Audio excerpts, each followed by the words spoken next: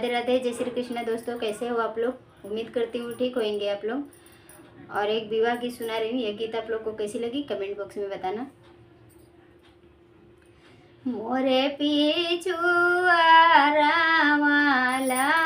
वंगिया कई पेड़ावा हो, लवंगा चुआइले अधीरत। मोरे पीछुआरा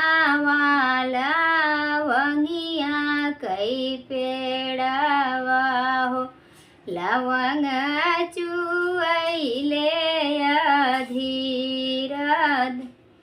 तेही तारा मोरे बाबा सोनावा संकल्प हो, खोजन सुघर सोनार। तेही तारा मोरे बाबा सोनावा संकल्प हो, खोजन सुघर सोनार। गढ़ सोनरायांगन, गढ़ सोनरा कांगन, गढ़ सोनरा सोलहो सिंगर। गढ़ सोनरायांगन, गढ़ सोनरा कांगन, गढ़ सोनरा सोलहो सिंगर। यह तना पहिनी बेटी चौके जौ बैठई हो, ये तना पहिनी बेटी चौके जौ बैठई हो। मोतियन बरान चुआस, ये तना पहिनी बेटी चौके जौ बैठई हो। मोतियन बरान चुआस, दुआरे से आवई नहीं बेटी के बाबा हो, हृदय से लिहा नहीं लगाए।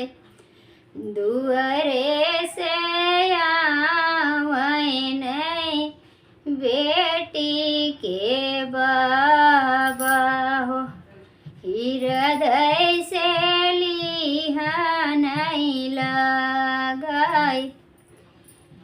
किया थोड़ा भाई नहीं बेटी धन दौलतिया हो, किया हो रामैया बर छोट।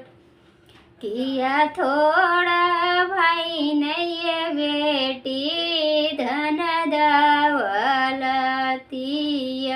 हो, किया हो रामैया बर छोट।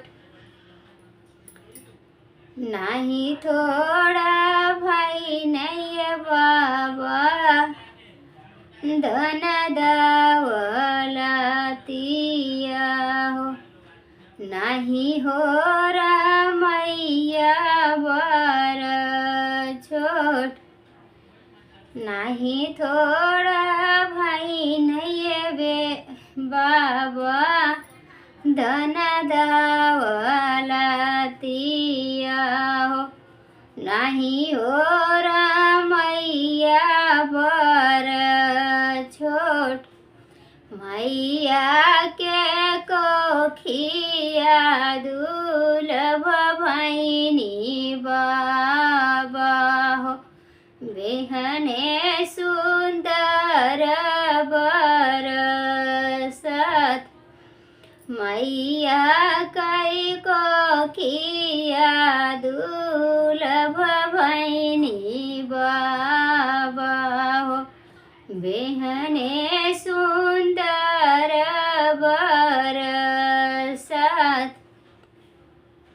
छूटी जाई है मोरे बाबा सखिया सहेलिया हो। छूटी जाई है गाँवा हमार। छूटी जाई है मोरे बाबा सखिया सहेलिया हो। छूटी जाई है गाँवा हमार। भैया वीरानवा पाहुन बनी जाई है हो। छूटी जाई है भाभी हमार।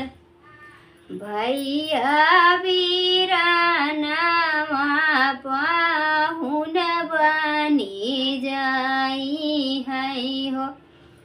छूटी जाई है भाभी हमार। आंसुआ